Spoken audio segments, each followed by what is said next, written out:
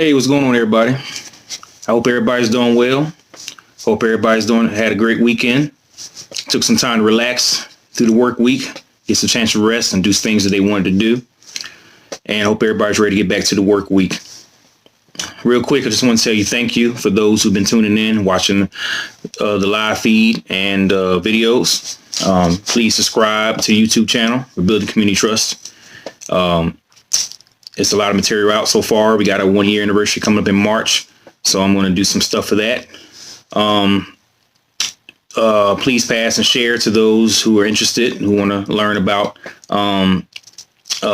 what's going on in our communities and police reform. To those who are new, welcome. Welcome to the site Rebuilding Community Trust. This site has been developed for those who are interested in police reform, not only for that, but to discuss things in our community that's current, and also empower those to get involved in our communities and spread the word. The site is www.rebuildingcommunitytrust.org. Please check out the material. I got merchandise in there as well. Also, Inspirational Quote Wednesdays. I do it every 2 weeks now, but it's there for encouragement and uplifting. Got some videos. I got some different material in there you can check out. Blogs. Do some blogs as well. So please check out a lot of material to pass on. Also on Facebook. I'm on Facebook.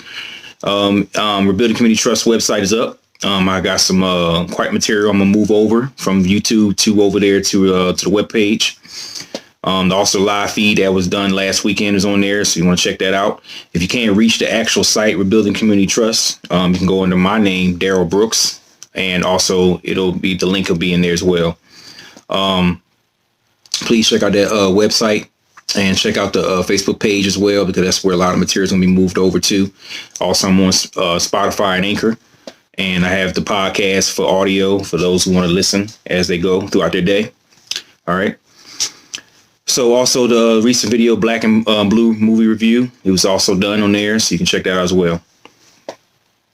So real quick, finally, we up to the citizen review boards or citizen oversight boards video. I know everybody been talking about it for quite a while, so finally it's up. Here it is. Want to get you some notes, take some notes, get your pad and pen, jot down some stuff. This is going to be a basic overview of what citizen review boards, or dubbed as citizen oversight boards. It's going to be a review, just an oversight of it. It's not going to be anything too specific. I got some stuff that I pulled off some of the sources I have, so I'm going to also post them on the page. But basically, we're going to go over some stuff about citizen review boards, the purpose of citizen review boards, and we're going to talk about why they're important. And we're going to get into some details on that. This is one of the most important videos to the step of breaking down and being able to understand why it's important to have them. And this is also part of the solution to how can we police our communities. I know I talked in the live feed. We had some people to comment on a Democratic approach to policing our own communities, and the fact that the distrust for law enforcement is causing people to not want to deal with law enforcement in a general basis.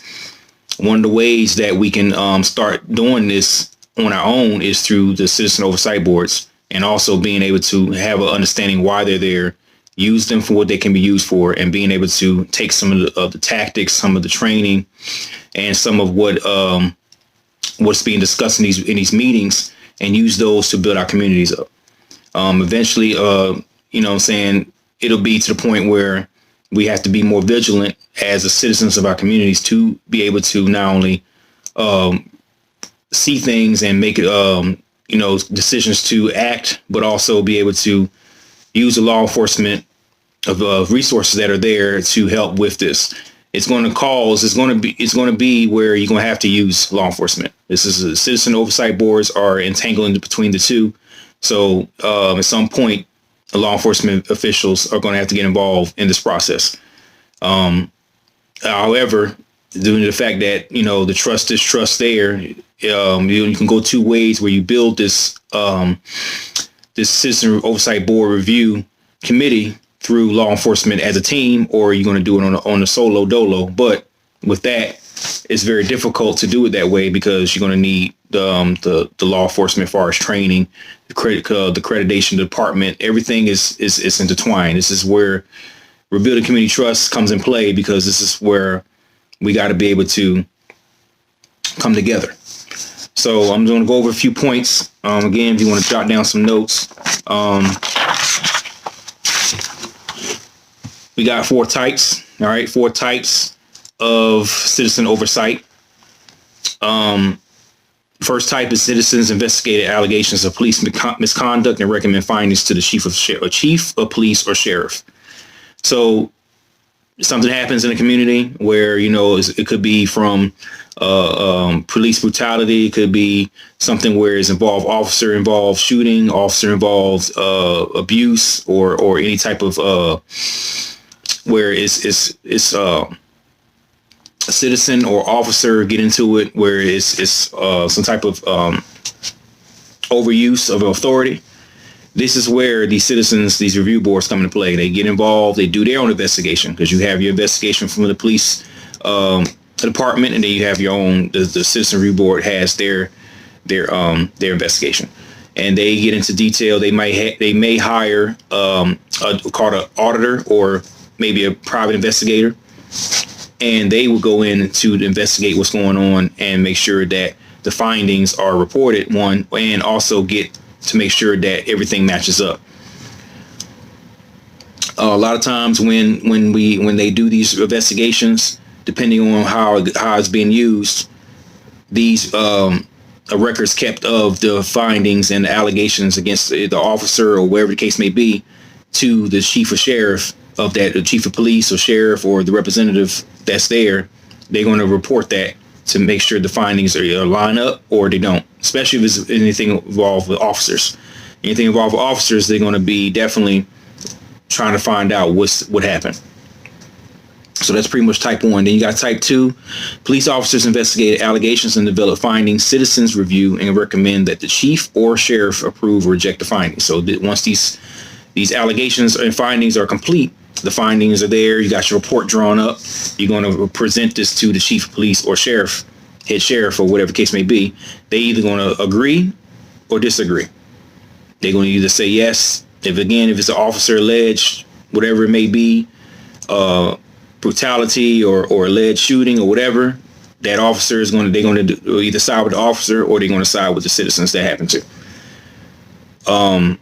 As part of the process, to make sure that proper accountability is there. So, this is why everything's filed on record. This is why that you need to, as citizen oversight boards, they need to go ahead and do their investigations and make sure that these findings either match or don't match. Type 3, complainants may appeal findings established by the police or sheriff's department to citizens who review them and then recommend their own findings to the chief or sheriff. And lastly, using an auditor to investigate the process by which the police or sheriff department accepts and investigates. So that's kind of type 3 and type 4, combine the two together. But type 3, basically, to citizens that they recommend their own findings to the chief or sheriff.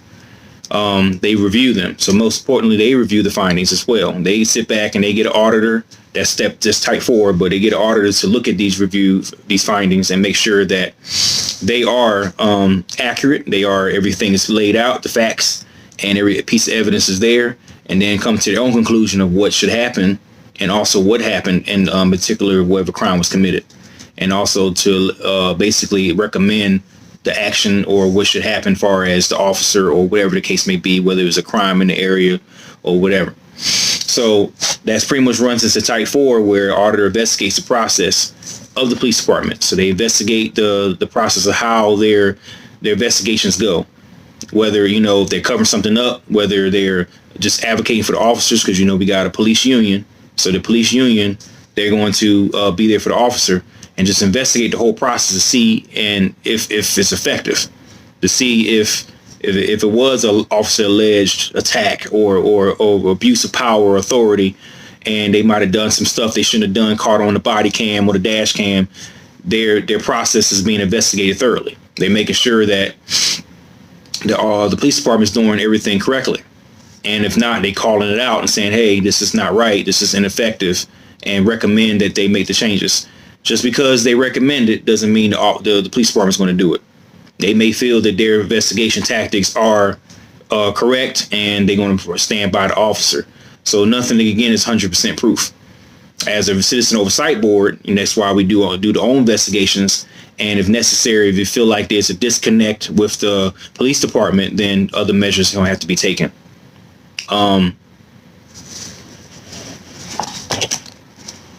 So that's kind of the 4 oversights to the police department, as far as the citizen review boards.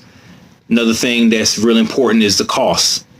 So the money that are being used, whether it's taxpayers or whether it's through the board or whatever money they get, grants or Pell grants or whatnot, this is the stuff that's is always money involved, and you have a budget. So you got to look at the costs and see what is how much it's going to cost to do all this stuff when it comes to, using the investigators, and they may charge per hour. So you want to make sure that you know how much it is. There's different models. The Portland Police Internal Investigations Auditing Committee, you got St. Paul Police Civilian Internal Affairs Review Commission, San Francisco Office of Citizen Complaints. You have different agencies that are used as examples of how oversight boards ran, and they're looking at different parts of subpoena powers. It's a chart here, and I can post it on the page. Public scrutiny and mediation, and these things are categorized, and it's broken down to see how the process is being used with a citizen review board or a citizen oversight board, and how these systems are effective or are not effective. Whether if something does happen, the public the reports are made public, the investigations made public. You got mediation, you have the subpoenas where they be able to get involved with the court system, judicial system of that where the agency is located, and being able to use that to prosecute or get in standards of prosecuting whatever the perpetrators are, whether they're officer or not. So the chart just breaks down these findings, whether they're going to be used for the media, whether they're going to post on the news. These things are all broken down to see how the stuff is effective and not effective. Again, back to the budgeting piece, financial piece. That's depending on where the money comes from. That's going to determine how in depth that the oversight board can be used to be effective in the communities, especially when it's come to hiring legal team, hiring private investigators or auditors to go out and do these investigations and back up with what's going on. So budgeting is a big deal. It's going to determine whether make or break on how stuff it goes. Some of the amounts it could be run from, depending on the population of that town or area, could run from $144,000, $173,000, $277,000. It just depends on how much caseload it is, how much money it's going to cost, and the population of the area that they're in. And that's depending on if it's grants or it's going to be paid staff, the activities. All this stuff is broken down on how much it's going to cost to run these teams to investigate the stuff that needs to be investigated. So it costs money. So we're not going to, when you're trying to get a staff of people that's going to do this, you got to make sure that the money's there. Find out where the resources and the revenue's coming from to fund these organizations to be able to be effective and get cases taken care of. There's also review, depending on the population too, depends on the hearings. Some places of, average 45 board hearings within the quarter. You got 71 cases reviewed, 71 cases investigated. It just depends on the population of where the location of the citizen review board is going to be. But this stuff is going to be impertinent to know, and how far they can get stuff done. Some of the misconceptions of something else that is interesting that I read. The misconceptions of some of these review boards is that, scroll down here. One of them is citizens should not be interfering in police work. That's one of them, and that's not the most important one. But when you think about citizens not interfering in police work, again, a lot of citizens don't have training. So I kind of agree with this point where they should not interfere with police work. It's a political thing as well. Some of the, especially, when you dealing with a crime where it's involved someone's family member or involving police, you got to be able to, let them do their jobs. But at the same time, what I will say, especially if you're in the community, is make sure that you are aware of your rights. That's the first thing. Knowledge is power. Knowing your rights, knowing your laws, and two, using that free speech and free camera recording. Being able to, there's nothing wrong with standing there and recording what's going on, keeping that accountability. They got the dash cam and body cams, but you want to make sure that you're recording and you're taking pictures. And what you need to do is you don't have to be in the vicinity of the crime, but you can be around certain areas you can be recording. People want to do it anyway, so they can get accountability. Accountability is everything, especially when it comes to officers. So understanding that fact and not getting in the way. You can't get in the way, but there's nothing wrong with recording and knowing your rights and knowing your laws, knowing what not to say, what to do, depending on what happened.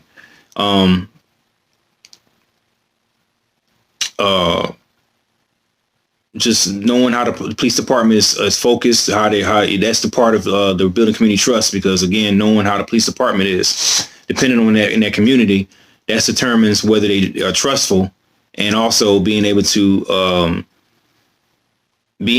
know what they got to do as far as working with the citizen review boards, because remember, it's a liaison, so they have to be able to work together. So interfering with police work, I agree, don't interfere, but again, that doesn't mean you just stand by and let stuff happen. Use your rights, use your laws, and be able to take accountability if necessary. Anything that you do see, if you go to a citizen review board meeting, make sure you report that. Make sure you report that stuff and bring it up to the meetings and the committees so they can do investigation or be able to get stuff on paper, documentation to present to the sheriff, present to the chief of police or whoever the liaison or representative is going to be, so we can get something done. Documentation and investigation and keeping everything in paper form is important, because in case something slips through the cracks, or if that police department doesn't want to do what they need to do and it gets political and it gets all, rough around the edges, that they have some firepower to put behind them. Next one, the citizens do not understand police work. A lot of times, again, that could be another factor. Depending on the person's experience, it could be, prior police officers, it could be some that's retired. We don't really know, but the staff, they feel like that a lot of the citizen review staff doesn't understand the process. They don't understand the experience, what police officers go through on a daily basis. They may just be in their emotions and feelings, which we can't be, but a lot of times the assumption is that they don't understand it. That's why a lot of these officers, they need to, rebuilding community trust is so important, because they can come in and be able to explain the process and the policies and procedures that officers go through, and being able to sit down and explain how stuff is done, and also being able to challenge that too. If something's out of line, you want to challenge that perspective and challenge that policy to say, hey, this could be done better. You put a recommendation in, see if they can change. And then if the police department wants to entertain that, they can entertain that. Also, it's going to be a learning tool to where that the citizen review board, the staff can also kind of make their own determinations on how to deal with the community on aspects of saying, well, have a contingency plan, in case the police department or officers don't do certain things. We can be able to have a contingency plan to function on our own in the capacity where we're allowed to police our own communities. Basically, citizen review is just that. Citizen review police behavior is a private citizen. So it's only a limitation that only private citizens can entertain it. That doesn't mean that they can stand back idly. That doesn't mean that we can't police our own stuff. That doesn't mean we can't come up with stuff we need to do. But we are limited in the fact of that we have a boundary set with law enforcement officers have, that they have jurisdiction versus private citizens have. So we need to be able to understand a little bit where the process is unfair, so they feel like this is where the distrust part comes in. This is where a lot of people are not trusting the police. This is where it gets sticky at. So, Oversight staff needs to inform the department when they decide in officers' favor. So this is where, especially a lot of the brutality cases where officers are abusing their authority in certain situations, this is where this process comes in, where they feel like that the process is unfair and the stuff needs to be revamped. So again, it's about training. It's about being able to represent the officers and decision, to be able to explain the process and taking accountability. You know, when the internal affair units themselves add allegations in some departments unrelated to citizens' complaint is unfair. Some citizens use the system to prepare for civil suits. So again, this is where the subpoena power comes in. So if something's not done and the foundings are not being taken care of, or they're not being able to address the issues, the officers become exonerated because of something that they should have investigated or something falling through the cracks. That's where the civil suits come in. They may sue the police department or the city or wherever the city of whatever city it is in. This is the disconnect right here. This is the disconnect. Being able to communicate and express the policies, being able to be held accountable, and being able to know what's going on. It's really important that this does not get to this point, because then, if this stuff gets out of hand and the relationship is destroyed, even at a citizen review board level, if they feel like that the police officers don't respect the review board committee, it's not going to be effective. They're going to have a bad relationship. They're not going to work together. And it's going to be just like if they never worked. It'd be like this. No point having a citizen review board. So we have to not let it get to the point where we can't work together with the law enforcement. If you're going to do it, you got to do it with the point that y'all can work together. Because if investigation's done and those individuals can't work together, they find something unfair of the process, it's going to be none and void. You might as well just not even do it. So those are some of the things that I see so far with Citizen Review Board. Some of the biggest heavy hitters when it comes to officers not trusting the process, along with Citizen Review Boards, not understanding police work, the disconnect between being an officer and being a private citizen. Those things, causes the review board to be ineffective. So you got to also look at, too, with Citizen Review Boards,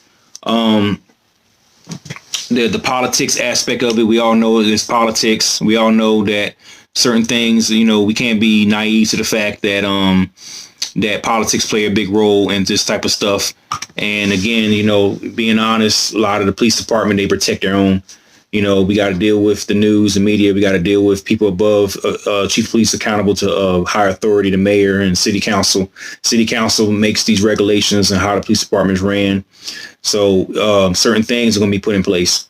The whole goal is for citizen oversight boards to advocate for the community and being able to stick out for those that are getting mistreated. Got to, put these in place. I believe in them. I believe in citizen review boards because they get a chance for citizens to get out and get involved in their communities, but they get a chance to express their opinions. They express what is being seen because they're the eyes and ears.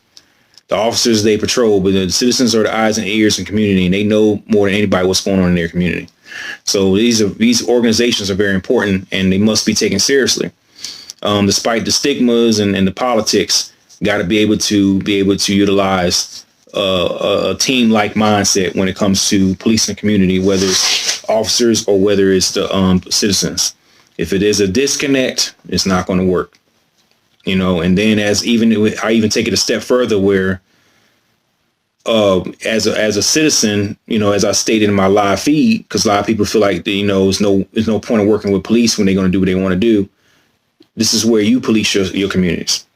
As you deal with the officers, you need to do a separate meeting and just have where it's just the citizens, and you sit down and you go over these case notes. You sit down and you go over these things with the chairman, the boards of these citizen review boards, and sit down and find out ways how can we police our communities within ourselves.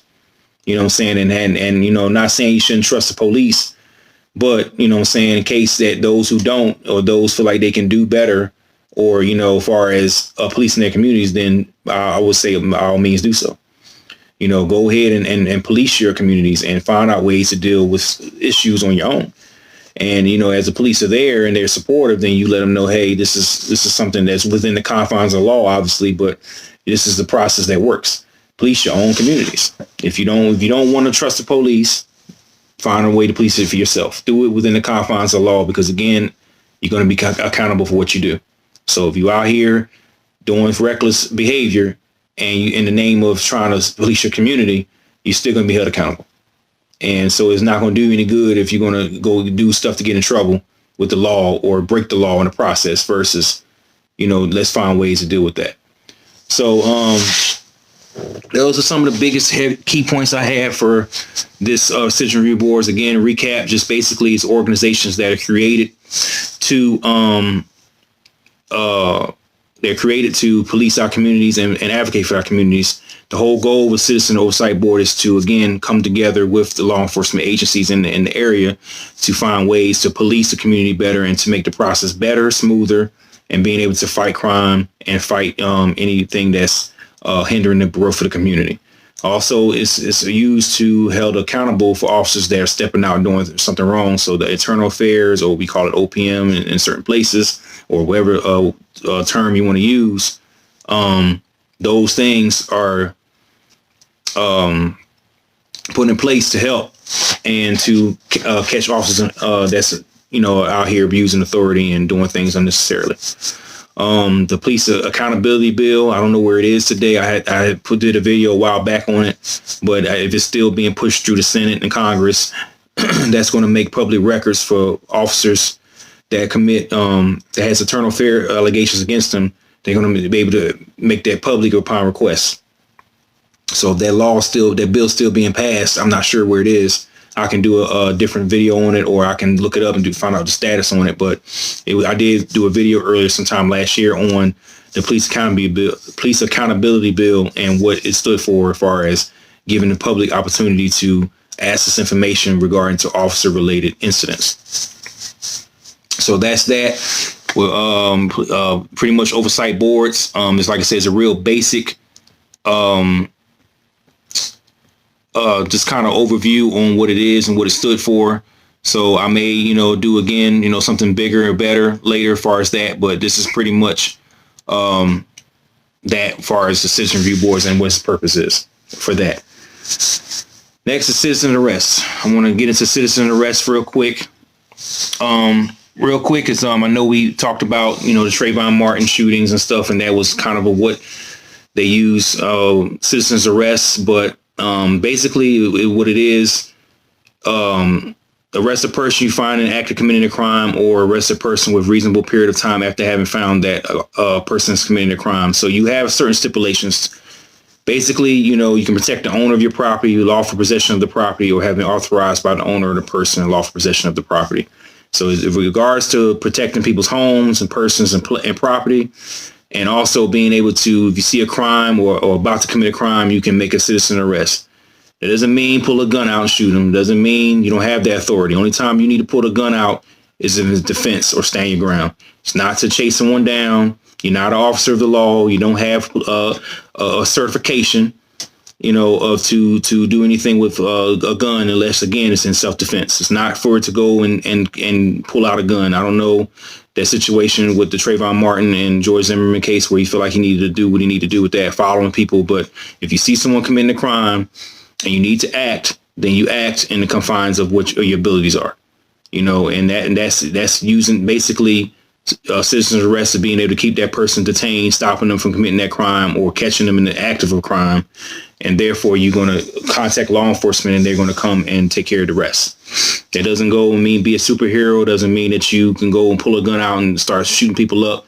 Again, self-defense only. If you need to stand your ground and you feel like your life is in danger or someone else's life is in danger, and you're protecting your persons or your properties or the people that's in your properties, that's the only time you should draw a weapon and use it if necessary. If you don't need to use it, don't use it. So I'm not going to go in too much detail on citizen arrest. I'm going to post some videos and put some stuff on the page if you're interested in learning more about it. But I just want to throw that in there because that's another way we can police our communities. Citizen arrest. We have certain stipulations to protect our community.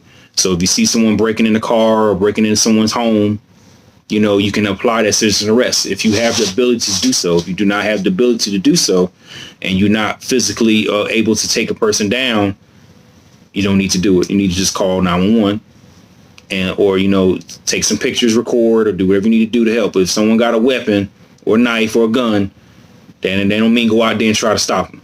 You know what I'm saying? Use discernment and use wisdom when you're applying this type of laws. If you know you can't stop a person from they got a gun in their hand and you ain't got nothing, don't try to do it. If you got a knife, if you're not skilled in any type of combat and you don't know what you're doing, don't get involved. Do not. That don't mean get hurt and then you're a casualty. Use stuff within reason. But if you see somebody committing a crime and you got an opportunity to stop them and you can do it, by all means do it. And within not being safe and not getting yourself killed or injured. So that's citizen's arrest. Again, I'm not going to go into too much detail about it, but I want people to understand that it is such thing that exists and you be able to do it if necessary. Again, it's arrest a person if you find an act of committing a crime or arrest a person within a reasonable period of time after finding that the crime is being committed. So again, for example, if you see someone breaking in a vehicle or you see someone break someone's home or you see someone rob or take something from somebody, that's they committing a crime. If you can do it, you can take that person down. And then you resort to calling 911. So that's citizen arrest. That's like I said, I'm gonna post some more stuff later, but that's pretty much what I have for citizen review boards. It's very basic. Again, I've been talking about it for a while. I did want to address it and make sure that these things do exist and that they are available. I'll post information on there so you can check it out and do more research on your own. Again, that's all I have. Next is going to be I'm watching the Malcolm X Assassination of Malcolm X documentary on Netflix. I'm going to do a Black History review on it. It's a lot of interesting information, not only just for law enforcement perspective, but I got some other stuff that I want to talk about that's going to it's going to challenge you. It's going to challenge you in advance. I'm letting you know now it's going to challenge you. So get prepared to have your perspective challenged. From a law enforcement perspective, it's a lot of history. So it's going to be interesting to see the reactions that I get from that, and also just challenge you on far as just how the civil rights movement and how certain nationalist groups were viewed during this documentary. So that's the next thing I'm going to work on. Other than that, I'm going to work on, I don't know what's next after that, but I'm going to probably do another live feed. I'm going to come up with some topics. Bail bondsmen and some stuff I want to do with that, but I'm going to post as I go. But again, the material that I have out right now, just go to www.rebuildingcommunitytrust.org. Also, subscribe to YouTube, Rebuilding Community Trust, on YouTube, and also on my Facebook page. It's under Rebuilding Community Trust as well, but also under Daryl Brooks. If you want to just go and look on the page there, I have a link to mine, and it's Rebuilding Community Trust. Don't forget about Inspirational Quote Wednesdays, and also I'm on Spotify, Anchor. I'm also on Sound Radio, Single Radio as well. And if you want to find me in any of those venues, you can download the audio clips and podcasts from the same videos that I converted over, and you can listen to it for your viewing pleasure. Please drop a comment below if you got anything you want to add, you want to say, a comment. Please keep it respectful. And pretty much stand by for anything that's coming up. All right. Be blessed. Have a good day.